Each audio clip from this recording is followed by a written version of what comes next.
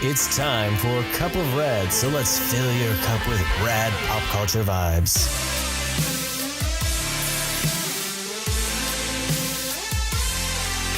And now your over-caffeinated hosts, Mike and Katie. This episode, we're coming at you hard and fast. We're going to get to the nitty-gritty right away. You sound like an old news reporter. Sorry, go ahead. Yeah. Here we go. Over this past weekend, we got to do something really cool. Probably a lot of you as well, because it was all over North America. Yeah, it wasn't special for around here. We got to go see a early screening of Shazam. Yeah, it was cool. We took advantage of that. We got to go see it a couple weeks early. Yeah. Brought our son there and got to experience that now. So what? Yeah, so Shazam is DC's latest entry in their not connected universe. Sure, not connected.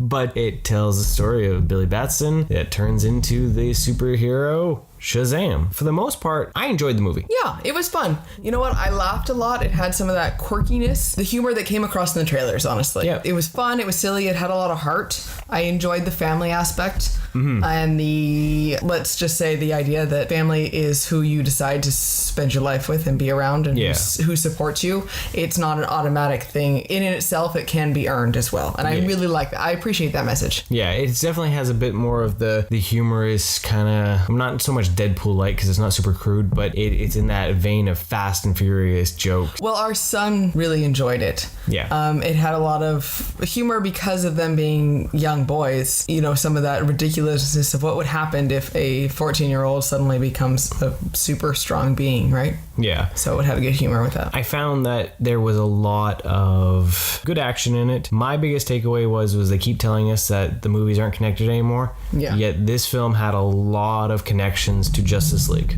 Yes. They refer to a lot of things that happened in that. There's so much merch and things. You look around even and you're Aquaman like, oh, and all that. Yeah. It's kind of weird that they're saying that it's not connected anymore, and yet this film is so connected. That was a little offsetting, but if you don't read the news, then you're never going to notice that. On the other thing is that the movie takes place during Christmas. That actually really kind of bothered me that it came out in April. Yeah. They should have pushed it off. I think they should have waited for a November, even December release. Yeah. And then for myself, they really should have polished a lot of the effects. There was some really sloppy effects in it, and it doesn't make up for DC botching the mustache. It just comes right back to it. Because of the flying and everything, right? Yeah. You said it was just, he is much more critical in that. He has a better eye for it than I do. So I just trust his judgment on it. So I didn't notice it as much, but you know what? For the time frame that being Christmas wise, and if he says it could have taken longer, makes sense. For sure. Yeah, I think that. But it was a good. You know what I liked though too is I enjoyed that it wasn't romance based. It was about family. It was about kids growing up. It was about taking responsibilities and ownership of your life. Those are all good qualities that I liked better to be able to share with our son. Yeah. So I enjoyed those. I don't, we've talked prior with DC movies. I don't like when romance is the main driving factor for those types of things. Yeah. So I enjoyed that it wasn't that way. Yeah, it was really cool to and have. It was bright. It was bright and shiny. Definitely it is one that you could take young kids to. It had a lot of that. There was some questionable, not so much questionable language, but placement of language that seemed a little harsh for it. Yeah, even and that wasn't just as a mom. That was just as a person. I'm like, really? You really had to say that? It could have been cut, but there was some good action. Yeah. All in all. And it was fun. Zachary Levi did a great job as Shazam. Yeah, he was nice and kid. aloof and just, he was so cheerful, a little bit lost in spacey type thing when he needed to be. So yeah, it had the wow. He had the wow factor of the, oh my goodness, look what I can do. This is amazing and fantastical, and just in awe of his new powers, and he played that really well. Yeah, which was really cool to see. I think that if DC continued in this way, they could really get their universe going, because I did enjoy Aquaman, and this one here, I think I enjoyed a little more. I think I could actually enjoy watching Shazam more, just because the story is more contained. Yeah, you said it's a little bit more focused for you. Yeah, because Aquaman was everywhere. Like, Aquaman probably could have been done over 3 movies. Well, like that trailer thing that you watched, the mock trailer, where it happened in like 8 different places. Yeah. And that is a perfect commentary on that movie of it went here and went here and went here. Yeah. And Shazam happened in, one town and then the temple, and that was it. Yeah. So we won't spoil too much for you. There's some great Easter eggs in there for you to look and find out that aren't DCU based, that are Shazam based throughout it. We might delve into it in a few weeks. Yeah, and then we can give everyone a bit more of a chance to talk about it. But, definitely if you didn't get a chance to catch it this weekend, I would definitely recommend go seeing it. It's enjoyable. Fun movie. Like it was a fun flick to see with the family. Then we got to check out Jordan Peele's latest, Us. Yes, and I know you were very, very excited about this movie. Yes, I was. This is probably one of my more anticipated films of the year. Yes. Just because I loved Get Out. I found Get Out was a great horror movie, even though a lot of people will claim that it isn't, but it's harkened back to the Hitchcockian Twilight Zone era. Well, because it's so unique for a movie nowadays.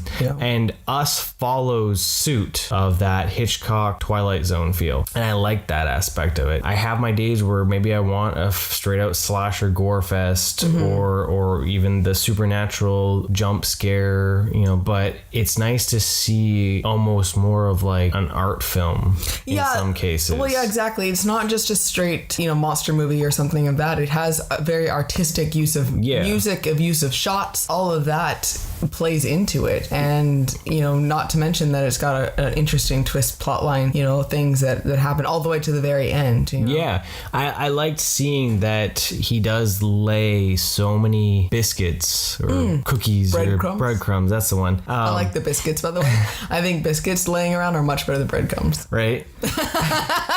But I like the idea that, there is a lot to see that you can have all tied back. Yeah. And that's something I think that was really lacking from a lot of more modern movies. The idea to watch and see and feel the movie thing.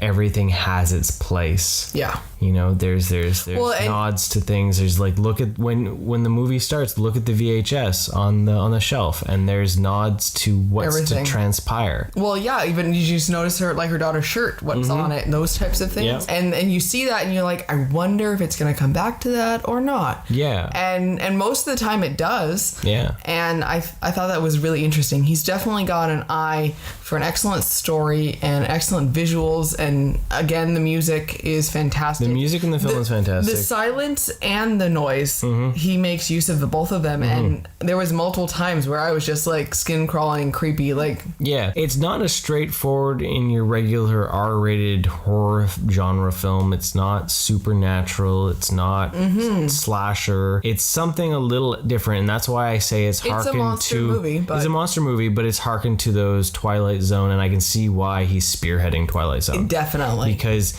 the film itself speaks to that genre. Yeah. Where everything isn't what it seems, yet it's what it seems. Exactly. You're right. And it makes me even more excited for Twilight Zone.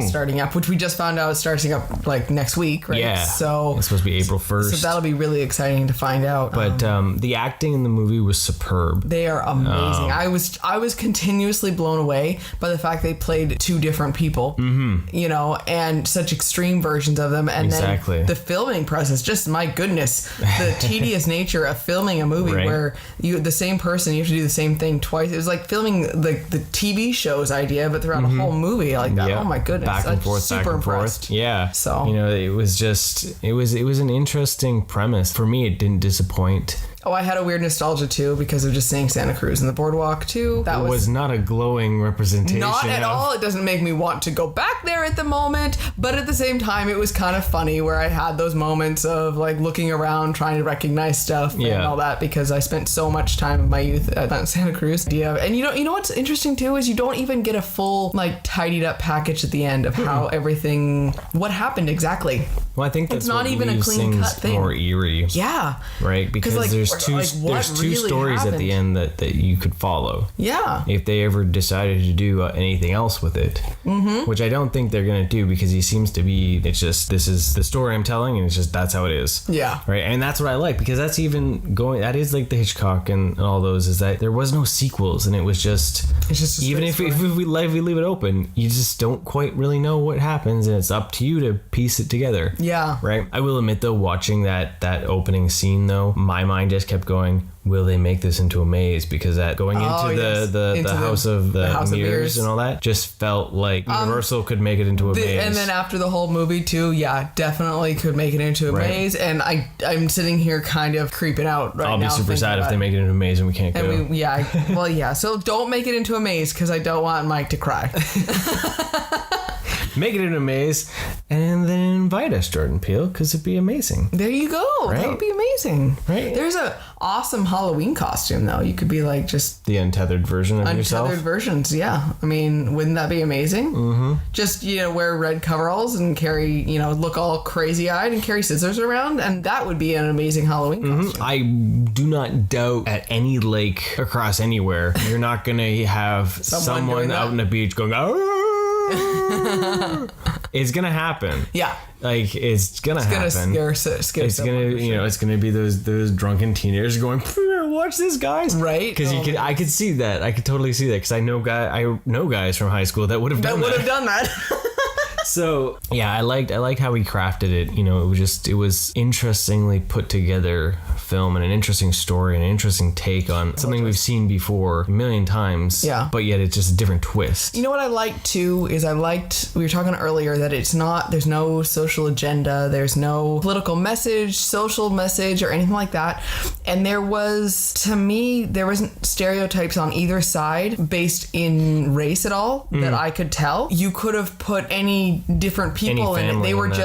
They were excellent actors playing a family. You could have put them in there and it didn't matter. They were all just people, and I thought that was a really good representation of everyone on every level. And that shows the good writing that he had. Exactly. Because you really feel for the family and you can feel connected to the family. Yeah, and he didn't fall back on having to put any sort of good or bad stereotype on either side. Yeah. You had good and bad parts of family dynamics represented within the movie. Yeah. And you could feel everyone's pain and everyone's situation. Get Out impressed me with his storytelling and how he weaved it together, and this one really did too. He is an amazing storyteller overall. It shows how twisted comedians really are.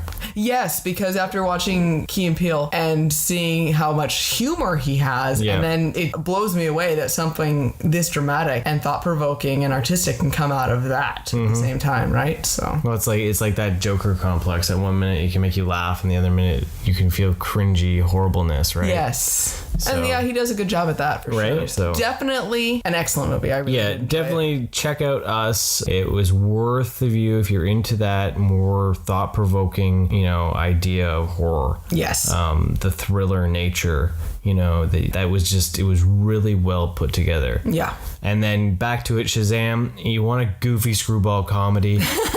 That there were it's such really extreme versions of it. It was a pretty intense weekend there for us. Right.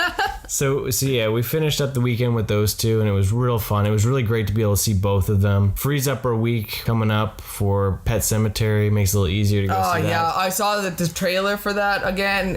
Oh my goodness, that's creepy. So it'll be exciting. So we got there's a lot of actually April has a lot of spooky movies in it. Yeah, exactly. With Pet Sematary, Hellboy, and The Curse of La Llorona. Oh yeah, that's gonna be intense for sure. So pretty big month on that end. But next week it's all about Rad Needs a Spring Break. Definitely. So it was just a quick little snippet here, and then we got to get back to our spring break movies. Exactly. So hopefully you're all having a great one. Go see some awesome movies. Let us know what you think in the comments, and we will see you later. Thanks for joining us. Thank you for listening. Love this episode of Cup of Rad? Please subscribe, rate us, and give us a review. Also, follow us on Facebook, Instagram, and Twitter for more rad content.